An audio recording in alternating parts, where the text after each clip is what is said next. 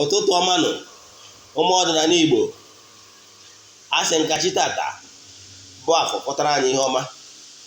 Onye na-akpọku ndị anjelu nke Chukwu niile, mmụọ niile na-eri oke n'afọ unu gbarataba, mmụọ niile na-anara àjà, ndị niile na-ejere Chukwu na mmadụ ozi n'ụbọchị taa afọ, asị nke ọma ka mere anyị niile, unu bịa gọzie anyị, narakwa àjà niile anyị chụrụ na tempụl n'ụbọchị taa afọ. Jebe n'ọrụ uzebe Igbo, let there be testimonies all over the world. N'isi my children all over the world, ndị anyị na-arụ ọrụ mmụọ dị iche iche, ụmụ ọdịnala Igbo asị na ọmaka ga-emere ha niile, na ha ga na-anụ ka ọkụkọ na-eri ka elefant, asị na ha ga-adị ka abụọ na ya nọ n'ọnụ ihe ọ yiri achọrọ ya bịa, asị na ha ga-adị ka agụ nkwọ na-abụ ihe ọbụla onye mụgha n'ihe ọ ya ebuteriri ihe, kama ọ ya ebute ihe obute ahịfịa agụ nkwọ for you.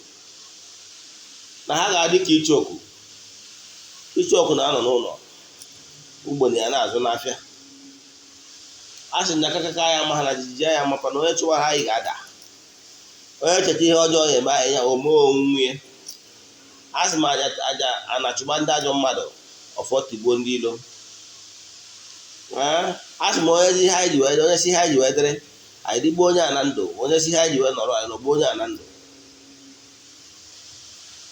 Asị m oke amara ụma wee taa akpa dibịa, mana nwa dibịa amakọrọ ụma wee buo oke ọnụ. Asị m oke buru oke onye keta ya buru. Asị m na ihe anyị amara anyị ama anyị. Asị m n'ụbọchị ihe gara aga okporo ụzọ na ụkwụ anyị apụ anyị ama, na ọ pụgoro anyị ama na anyị ga-ejecha nata, maka na ọkọ kpacha na ajọ ọfịa ọ mara na-abụ onye nwe elu. Ise aka bụkwa onye nke gị Ogbuefi EZE-ANA Ugochi tubelu oraifite. Abụ m onye isi mgbasa ozi na onye isi nchụaja na Ugochi tubelu ọdịnala tempụl, bụrụkwazị onye isi nchụaja na ọdịnala restoration prayer ministry, bụrụkwazị onye mgbasa ozi ọdịnala Igbo. My mission is to help people live better life. Abịakwa n'ụbọchị taa anyị jegoje chụọ àjà nke ikpeazụ anyị chụrụ n'ụbọchị taa maka ndị niile sonyere anyị na àjà anyị na-achụ for 14 days nke ọnwa Febụwarị. Ụbọchị Mọnde bụ echi ka anyị ga-achịkọta ya. Anyị ga-egbukwa ebulu chụọ àjà mbuli elu, àjà nsure ọkụ, àjà ịpụta ihe n'isi ndị niile sonyere na ya bụ àjà n'aha Chukwu okike nke pụrụ ime ihe niile, si na ihe niile ekweghị omume na ndụ ha ga-ebidokwewa omume. Ndị niile agbara ụchụ, let there be curse breaking, let there be open doors, let there be upliftment, let there be favor, let there be miracles all over the world. Anyị na-akpọkwu ndị anjelu nke Chukwu niile, ndị nọ na East, jebenu East, Eastern Nigeria, Eastern all over the world. Let there be testimonies, let there be breakthrough, let there be miracles. Ndị na-akụ ọta ka ha kwụsị ịkụ ọta ka chịdị mmadụ n'aha Chukwu okike nke pụrụ ime ihe niile. Ekwubie m okwu n'isi ndị mmadụ ndị nọ na Western Nigeria, Western all over the world. Let entities of powers ndị na-agagharị na-eme mma, ndị anjelu nke Chukwu, ndị na-esoro rụọ. I say, let there be liberation, let there be open doors, let there be favor, let there be miracles upon their life. All my children and ndị niile are all over the world and partners. Na-ekwubi okwu to the north, na-asị ndị anjelu nke Chukwu na Northern Nigeria, Northern all over the world. Elemental means ndị na-arụ ọrụ na north. Let there be breakthrough, let there be massive success, let there be miracles upon their life. Okwu ọjọọ niile, any negativity, n'aha Chukwu okike nke pụrụ ime ihe niile, ekwuo m okwu ekwuwasị ihe ndị a si na ọma adịghị ile n'aha Chukwu okike nke pụrụ ime ihe niile. Entities of power from the south, Southern Nigeria, Southern all over the world. Let there be breakthrough, let there be upliftment, let there be curse breaking, let there be miracles upon their lives. N'aha Chukwu okike nke pụrụ ime ihe niile. ndị anjelu nke Chukwu ndị na-eri oke n'afọ ka anyị si ụrụ mgbadataba, ndị na-esoro rie esoro rụọ, elemental beings and mystic and harmful beings, ndị na-eji ọrụ na-eji Igbo, all the elements ndị nọ n'ikuku, ndị nọ n'anyanwụ, ndị nọ n'ọnwa, ndị nọ n'ala, nke ọbụla bịa n'obodo n'okporo. A sị m onye akpọ onye akpọ ibie. Mmụọ niile na-atụrụ aja, mmụọ niile na-atụrụ uzu, mmụọ na-agbara ọjị, mmụọ niile na-atụrụ nkwụ ọkụ, mmụọ niile na-emere ihe na ndị na-emere m ihe, mmụọ niile na-eso na ndị na-eso m. Elu na ana gbaa aka ebere anyị kwubiri okwu n'isi ụmụ Igbo n'ụbọchị taa, si na ihe niile ekweghị omume ya ebidokwaba omume. N'ụzọ ahụ gbara ọchịchịrị na ihe ga-adị ya, kwubie okwu si na ya bụ agbụ ekere nwa ngwere na orugokwa n'ọtụtụ, n'aha Chukwu okike nke pụrụ ime ihe niile, onye ike niile si n'aka ya bịa. Ise. Echefukwana na ngwa ngwa anyị na-emechi aja nke ọnwa Febụwarị na anyị ga-amalitekwa kwadowekwa maka nke ọnwa Maachị ga-ebidokwa na 6th of March. Ife ọma ka nna asị ya mebe. Asị m ka ihe niile kwere omekwugbo omume, ife ọma mebe n'aha Chukwu okike nke pụrụ ime ihe niile. Oke aja ka anyị bịara ịchụ n'ụbọchị taa, anyị achụgo aja mgbe ebe ka m kwubie okwu n'isi ụmụ niile. N'ụbọchị taa, ana m echetakwa ndị niile chụrụ aja, ndị niile chetalụ na ha ga-ekele mmụọ mere ha ihe. Asị m na akpa ha niile si wepụta nyawa ego, ebe ị ga-ama akọnata nyawa ebe maka ịchụ aja anyị maka ya na-ekwu. Na-ayọkwasị ka ndị niile ihe ọma melụ ha lụtakwa na ha ga-enye ekele. Isiokwu anyị na-aja nke ụbọchị taa bụ ihe mmadụ ọbụla onye chighatara ma chigharịkwa n'ọdịnala kwesịrị ị ga-eme ka chi dị mma wee dị, ka the person remain connected with the cord of grace. N'ihe mmadụ kwesịrị ime ka chi dị mma wee bido dịba, ka o bido mebe restitution, ka egwu ọma wee bido gụba. Maka na adịghị ka ibe, adị m ekwu ya mgbe niile na ọ na-agụ akwa, ọ na-agbawa obi,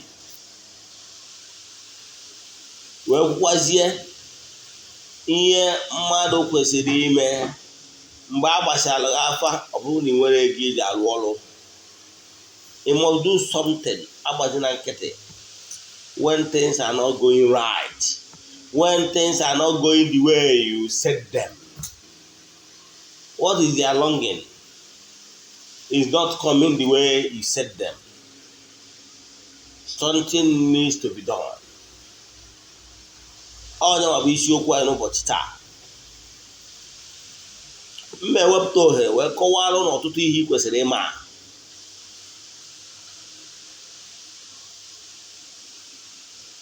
Set up your altar. Set up your altar. Try to lubricate and maintain and nurture all the elements around you. Build personal relation, PR, what I call PR, with all the elements around you. You will see that your sky is just starting point of good things to come your way. I'm a living witness. I know where I started, and I know where I'm standing at the moment. I know where I will be in the next 5 years because of planning, because of setting goals.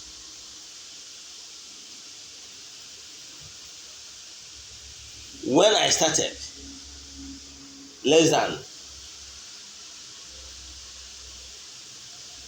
okay, let me not talk much about that. But I know if you are somebody that has been following me, maybe in last 1 year or 1 year plus, on YouTube, you will notice tremendous change. You will notice it. But you have to do the needful. Like I always say, ọdịnala is not ịgwọ ọgwụ. Ịgwọ ọgwụ nneji ediri onwe iche. I keep hammering, saying it, that ọdịnala is a way of life of a people. That is why n'ọdịnala Igbo enwere founder. Ịghọtara ya? Enwere other groups n'ọdịnala na-propagate kwa the spread of the message of ọdịnala. However, none of them can claim that is the source of ọdịnala Igbo. So ọdịnala Igbo has no founder because it's like a movement, it's a way of living of a people. All direct communication of our ancestors and all the elements and our founding fathers called Nanasi will be into place.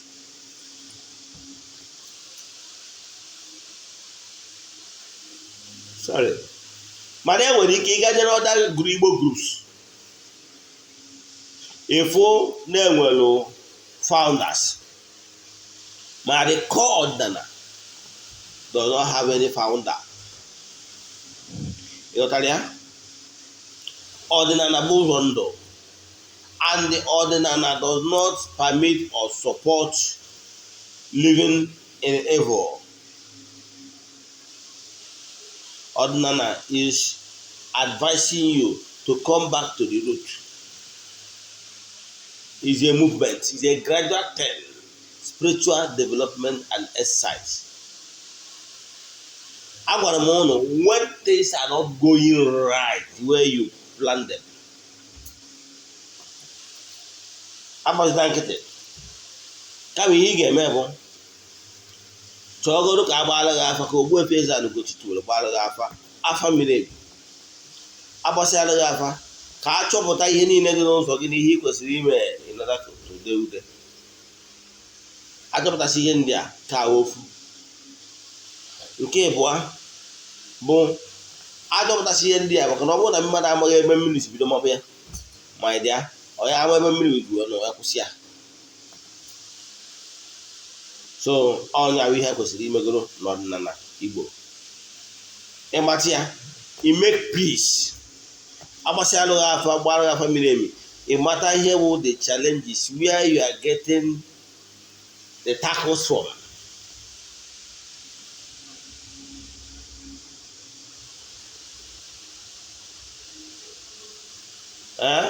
You know where you are having your own challenges.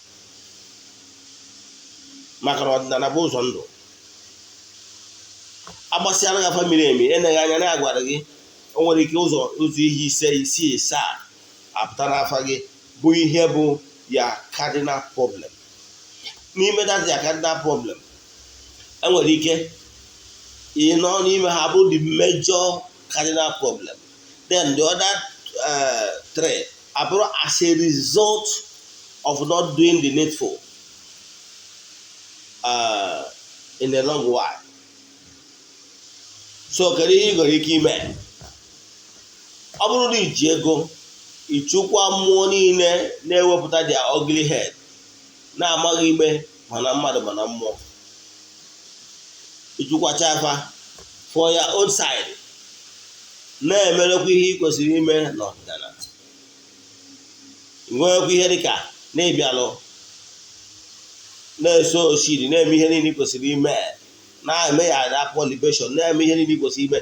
You must have your daily rituals. Ọ bụgo na ị nwere personal altar, maka ndị ọfụ enwere eje na YouTube channel ka ebe nkụzi how to set up an altar. Mana assuming you don't have anyone, ị ga-ebido mewe the needful. Ka Chidimma wee dịrị gị, ka ego m wee na-agụrụ gị. Ịbịazie na n'ịrụchara ịgbachara afọ ị mara ebe problem dị, ị mara ụmụ mmụọ ị ga-ayọ biko, ndị ga-awara ọjị, ndị ga-echi akwa wee zi iwe, ndị ga-atụrụ nzu, ndị ga-atụrụ ero ka chi dị mma wee dị. You must know about that ones. Abatara gị afọ, ọ bụrụ na mmụọ na-ewere gị iwe, iwere akwa ọkụkọ Igbo jeze mmụọ iwe, jee watch my old videos. I think early this year or last year, okay, last year, ka m kọwara etu mmadụ ga-esi wee were akwa wee ze Chukwu okike iwe. Ghọtara ya? Ọ ihe a ga-eme ịmatacha nke awa.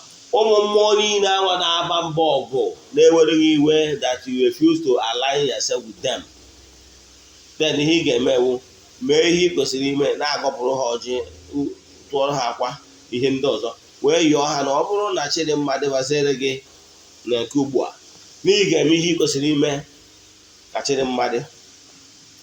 Ọ ihe ya agwafa. Ghọtara ya? Imecha nke a, mana ọ dị mma na ịgbagoziri afa ka ị mara ebe mmiri si wee ebe na opi ụgbọgụ, na mmụọ na-ere ezi na-agbaghị anya ekele na mmụọ. Ọ ihe gosiri ime. Arụchaziere gị ọrụ, ọ bụrụ na iwe ozi ego iji arụ ọrụ ndị ọzọ, bido wepụgharụ mmụọ ọjị, ghọọ mmụọ ya nyere gị aka ka Chidimma wee dịrị gị, nke bụ eziokwu na ezi asụsụ, na ọ bụrụ na imebe etu a, ị ga-afụ ihe ọma dị iche iche ga-ebido mewe na ndụ gị. 1. Agbasịala gị afa, bido gosigolu mekọpa, gosiwegoro na-asị onye nwe ya ma ebere, na-agbagharụ gị amaghị eme gị niile. Ihe ọcha nke a yotuo, ịchọọ ọjị, na-agọpụrụ ezumezu mmụọ gị na ha so, na-atụrụ ha ma ọjị, ma ị na-atụ nkwụ ọkụ, ma ị na-atụ nzu, ma ị na-atụ edo, ihe niile a bụ ihe àjà ka ọ bụ. Create that time. Ọ bụrụ na ị nwere personal altar facing the east, create that time alụwana na ịma apụnatabe gị n'ebe ụzọ wee kelee Chukwu okike kepụrụ ime ihe niile ka Chidimma wee dịrị gị. Ọ ihe ị kwesịrị ime. Imecha nke a, nwee particular time iji abịa aga ọfọ na-ekwubi okwu n'isi gị ya na n'isi ezinụlọ gị. Imecha nke a, then ịsịkwana na dibịa na-alụrụ gị ọrụ ka irilasị ya from your own end, ya nwee time iji abịa ekwubi okwu, speak positivity into your lives. Ya bụ ihe ị kwesịrị ime. Then ọgwa na-alụcha alụghị ọrụ ma ọ gbaala gị afa, ọ bụghị na ya rụcha n'ụzọ gị, ma ọ bụrụ otu gosiri na ị kwesịrị ka asa arụchụ, ma ọ bụ ka alụọ ọrụ ndị dị aṅa nwee gị ime ha. Ọgwa ndị nwere ego na-agọpụ ọjị, na-agbakọ mmụọ niile, ezumezu mmụọ niile so gị, mmụọ na-atụ anya ekele n'aka na mmụọ niile na-emere gị ihe, ka ha bịa bụrụ a living witness. Ị ga-ese ede every day, ị ga na-agọ ya ọfọ, yọzie ha ka Chidimma dịrị gị. And Chidimma dịrị gị, echefukwana ekele, maka na ekele nwaanyị na-agwa akịdị ike adịghị agwọta ọzọ. Ọ bụrụ na agbachara gị afọ, ị nwere ego iji alụ ọrụ, mana ị nwere ego ị nwere ike iji wee sonyewu na monthly ritual, just token. Please do that, maka na a lot of testimonies are going on. Abụghị onye na-eshare testimony, mana this morning I got an alert of 200k. That alert, onye nwe send ya message gwara ma ọ bụrụ ndị na-afịa, ọ bụrụ onye nlugoro ọrụ, anyị ka rụchara dị ọrụ ebe 2 weeks ago. O wee send ya message si EZE-ANA na ya chọrọ ka ya gbuoru okuku agwụ ya anụ ebunu. So after ka anyị rụchara nke a, o sendịrị m na ndị ọdị second 100,000 na esendịrị ka mụ nwere nwe mbụ EZE-ANA were gbuo ezumezu anụ.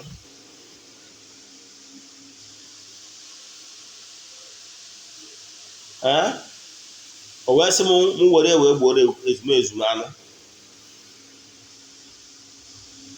maka na ọ na-enye ekele na ọrụ dị agaziri anụ na ọfụrụ ifie o wee si gbuo onye bụ anụ. Egbuo anụ bụ ekene ezumezu mmụọ niile si elu, kenekwazi ezumezu mmụọ ndị anyị na-arụ ọrụ Ugochi tụrụ na tempụl, ndị nyere aka fụ na ya bụ ọrụ gara. So ihe mmemmekwa bụ akụkọ bụ ụbọchị mma arụ ọrụ ya n'ime maybe next 3 days mma arụ dị ọrụ.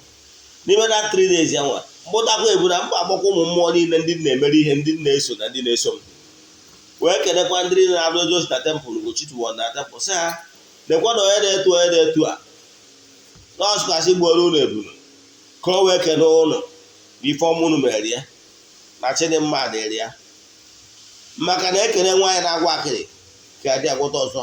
Ọ bụrụ na ekene onye gburu ọkụkọ ọfụ ewu ogbuo, ikene onye gburu ewu ọfụ efi na ọ ya egbu.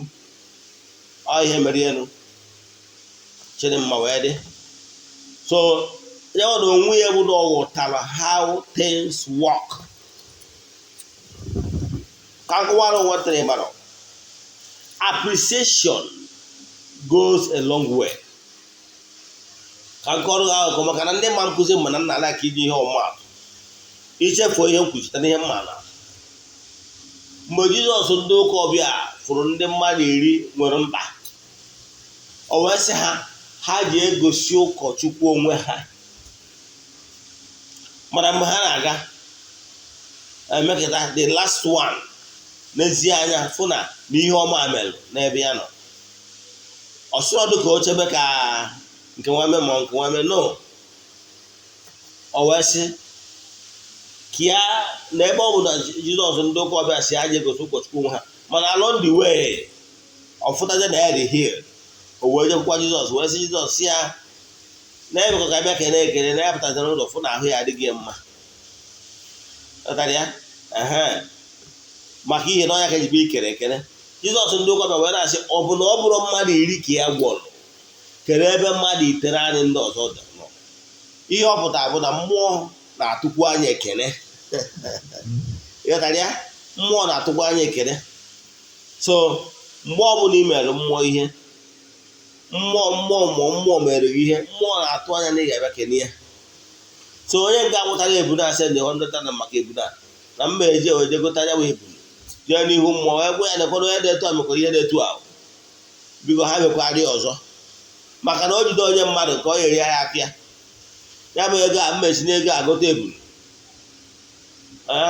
Ụbọchị Tuzdee gote ebunu, ndị mmadụ ndị ga-abịa n'Ugochi tụwere ọdịnala tempụl ga-anọkwa egbu ebunu ahụ esi erie ṅụọ mmanya. Abụọ na onye na-aṅụ. So mana ihe na-achịkọwa na ya bụ kwenye n'ọchịchị obi ndị mmadụ. Mgbe ị na-eso n'ụzọ mmụọ na-ekwubiri gị okwu nyere gị aka Chidimma dịrị gị, echefukwana ịbịa show gratitude. Gratitude ị na-egosi bụ ka esi mmụọ thank you na nke o mere, maka na ekene nwaanyị na-agwa akịdị ka adị agwọta ọzọ. Ihe ọ pụtara bụ na onye agha na onye bụ ọrụ kwesịkwara iwere ihe anyị wetara wee je kene mmụọ si mmụọ deme maka na o mere ọba. Mana ị bụrụ onye na-abụ iri ọnya irie ndọkọrọ oke iri ọnya irie ndọkọrọ imere etu ahụ, maka na ọwụ na ịbịa kene mmụọ na nke o mere, onye isi mmụọ ga-ewelu wee je kene mmụọ si mmụọ nakwa ihe na-etu onye na-etu a mere. Lụtara ya? So ọ bụrụ na onye ahụ ka ị na-emelụ, kama na ome mmadụ emere onwe ya, ome njọ na-emekwaziri onwe ya. Ọhịa ị kwesịrị ịma n'oge ọdịnala, n'oge nke awa nke eziokwu. Ihe ị nwere ike ime wee itecha mmụọ iwe. Ọ bụrụ na agbachara gị afọ inwe ego iji arụ ọrụ niile dị n'ụzọ ka Chidimma dị. Ọ bụrụ na ị nwere ego, jee wọcha vidio ebe m kụziri ka esi agụ ọfụ for 21 days. Na-eche ihu na East ka anụ mmụọ agba mgbe ị ga-eji na-abịa agụ ọfụ for 21 days. Ekwuru m etu ị ga-esi wee were akwụkwọ iwetara akwụkwọ etu a tafuscapad idede etu ụbọchị ị na-ebido ịgụ ọfụ a dee ụbọchị ọ ga-eme 21 days ya akwụsị.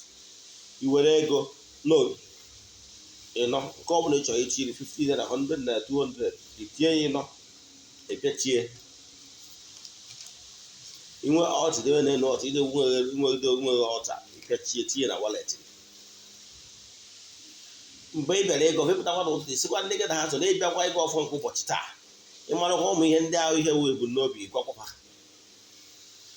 ịkọcha ọbụda 21 days wepụta ego a dị n'ime ego a wee ego ị ga-eke ndị ri begas wedozie akwụkwọ a idere afa gị na intenshọn gị ịtọ na-akarịkwara ịtọ tinye na efere stainless plate flat mụọ ya ọkụ kpọchie ọkụ efopụ the chaff the ashes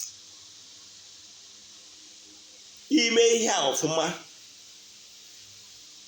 go off for 21 days kebe eziokwu n'ihe ebido fụwa changes spiritually must be active.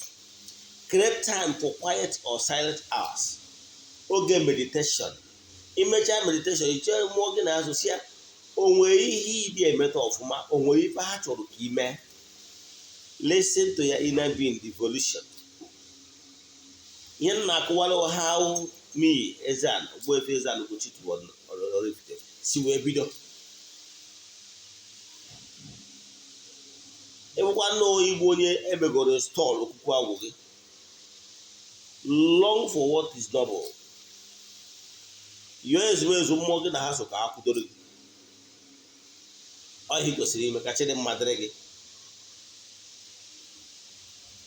Imesịa ya ị ga-afụ jiri aka gị nwee mgbe iji abịa nọ echegharị uche. Call it meditation, call it whatever. Ma ya nwee mgbe gị na mmụọ okike ndị gị na ha so ji akparịta ụka.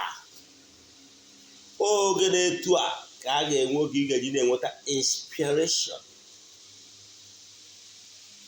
Ikreti ya na taịm gị na mmụọ ji akparịta ụka. Ọrụ ọnọdụ na-etu a ka ị ga na-enweta inspire.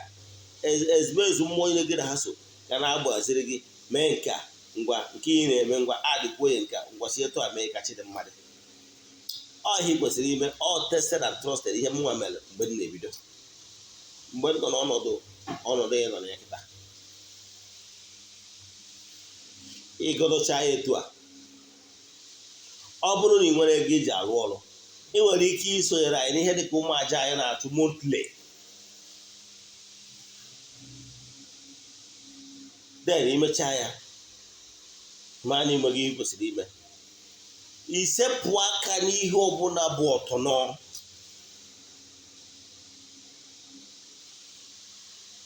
Ịkpachakwana anya na-asị ka imegide mmadụ. Ịgbara ihe niile ọdịnala Igbo kpọrọ alụ sepụ aka dị ya ka e nwee mgbanwe from the inside. Ọ dịgara ma mmadụ chegharịa ma chigharịkwa. Believe me, mgbe awa dị ya inner self enwego mgbanwe, enwego tremendous change. Ihe ọ pụtara in the spiritual realm ichenjigo frequency. Onye ọbụla na-eche ihe ọjọọ na-eme gị ga-eme onwe ya maka na isigo na million wave banyezie na FM. Onye ajọ ohe chọzie gị ọma achọta gị maka na ichegharịgo ma chigharịkwa. Onye ahụ the real meaning of old things have passed away. Everything become new. Mgbe ihe na ọnọdụ data bido dịba n'ime ndụ gị efu na ihe ọfụ emewego na asịkwarị na o nwere ihe ọjọọ dị iche iche ndị megasịrị mgbe gboo. Definitely whatever any man sow he will reap. Yes. My the effect of the consequence of all bad things you have done in the past will not take so much hard on you. Nwere ihe a na-akpọ symbolic redemption. Symbolic redemption nwere ike onwe ihe ime na mgbe gboo kwesịrị na-aga nwere ike ọ bụrụ na ihe onye a ga-enwe accident nwụọ n'ime ya ma ọ merụọ nnukwute ahụ ga-edisfiga onye anwa ọbara abụọ ya n'ahụ. Mgbe ị mechara ihe a wee chegharịa ma chigharịkwa onwegoro na-need the symbolic redemption for you to be redeemed from all you have done because of law of karma. Ị nwere ike fụzia na ị nwere ike nwee mkpọbi ụkwụ ọbara abụọ gị n'ahụ. That sin have been redeemed. Mana the injury ama adịzi etu o kwesịrị ịdị ma ọ bụ bụrụ ihe ga-eri isi gị. that ọbara apụrụ n'ahụ have redeemed. Understand? Ana by symbolic redemption. Enweta obere kọma mana inwere gị onwe gị. Agbazina nketa ọ bụrụ dibịa alụchazielu gị ọrụ ihe relax ya. Ime enwezi time igbe iji akpọ ọfọ na connect in spiritual journey ka ị wee nwee ike connect onwe gị wute ọrụ mmụọ alụrụ gị.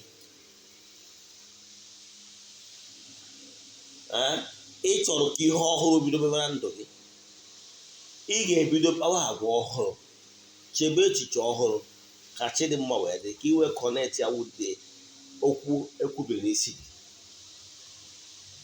So ya bụ isiokwu ya n'ụbọchị taa. Atụchala na arụrụ ọrụ weda ma ị nwere ego iji rụọ ọrụ ma ọ bụ na ị nwere ego iji rụọ ọrụ. Change ya inner thinking ka ọnọdụ gị wee gbanwee. Etu isi eche echiche must be changed.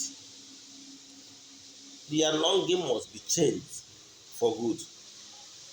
Then na ozie na-achụzi ụmụ kirikiri aja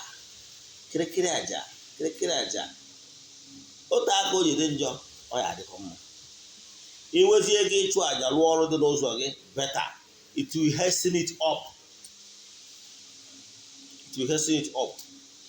Ọ bụkwa nnọọ ndị iwu aja wụ n'iwu na ị ga-atụ edi aja ihe mme, that little sacrifice ị na-eme ga-ewetara gị ego iwee nwee ike chụọ anya ma aja bụ niile na ọ ga-abụrụ dị aja ihe mme ga-eri gị ego. Mana ịgbasi ya nkịtị, ihe ọ pụtara na ọ gbara nkịtị kwere ekwe. But when things are happening to you, ọ bụrụ ihe tụrụ anya ya, you can change it because the present control the future. If you don't like your account balance as we speak, if you don't like what is happening in your life now, you can change it by changing the way you live life now. Because what you sow today is what you will reap tomorrow. Begin to sow good seeds. N'aha Chukwu Okike nke pụrụ ime ihe niile. Ịgbazina nkịtị when things are not right the way it should be, keep on na-esonye na aja dị iche iche. Jiri aka gị na-ekwubi okwu. Bịa onye ụkọchukwu onye na-arụrụ ọrụ ka ọ na-ekwubi okwu n'isi gị. Echefukwara mgbe ị bịara kwubi okwu n'isi gị enwee Chidimma. Echefukwara na ị ga-show appreciation to ndị niile ma ọ bụ onye ụkọchukwu nyere gị aka wee na-achụ aja n'isi ka Chidimma dị. Maka na ekene nwaanyị na-agwa akịdị dịka adị agwọta ọzọ. Maka na oru mmụọ niile mere gị ihe n'ịdịkwa ka asị ha deme na-afụkwara ihe unu mere ma mekwuo unu karịa. So ịgwụrụ onye na-abụ iri ọnyị rie ndọkọrọ ihe ọma mere gị, kene ndị nyere gị aka ka ihe ọma wee mere gị, kenekwazie mmụọ nyere aka ka ihe ọma wee mere gị ka ọzọ wee mee. Agbazina nkịtị, nwee time for ịchụ aja, nwee time iji wee mee appreciation, nwee time gị na mmụọ ji akparịta ụka. Ọdịnala Igbo bụ ụzọ ndụ. Ibido ha na nwee time, ọ bụrụ na ọ ga-ekwe gị mee nwee altar. Ọ na that altar ka a ga-anọ wee na-esetụrụ okwu mmụọ niile. Mmadụ enwere ike manipulate gị. Ọ bụrụ na iwe ezigbote onye ọdịnala, one thing ọdịnala na-eme na ndụ mmadụ bụ you remove fear. You be fearless because they know how things work. Mother can never manipulate you. Nobody can take you whatever that is yours. Man can never know how things work in the spiritual. And whatever any man sow is what you reap. Be here man ama again and the mother may work again. I had to go kept in the head.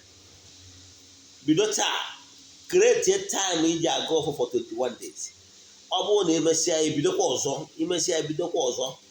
As long as you are living in this gross material, you must create a time for spiritual exercise.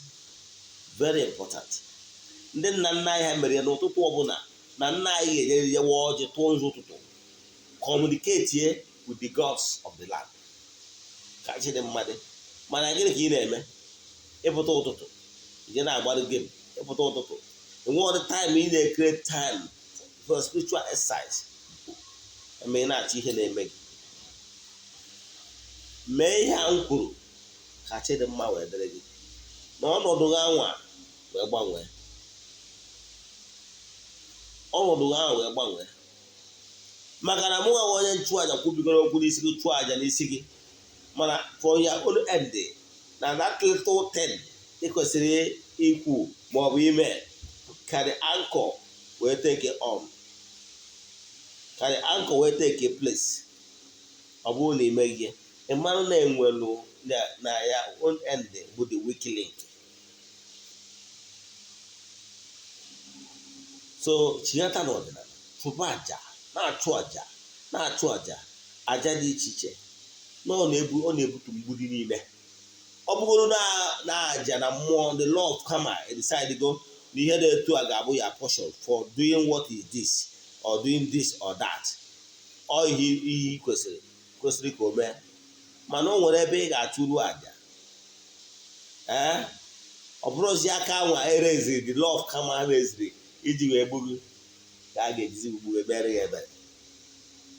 O nwere ofuke nga a na-agụ n'akwụkwọ ndị ụka ọbịa think Nehemaya ọsọ na agba ochie ewesị na onye amụma jọkwuru ewesị onye ama Nehemaya maka ihe ọjọọ o mere na ọ ga-anwụ o wee bewa akwa wee sị Chineke biko si mere ya ebere wee yiri akwa mkpe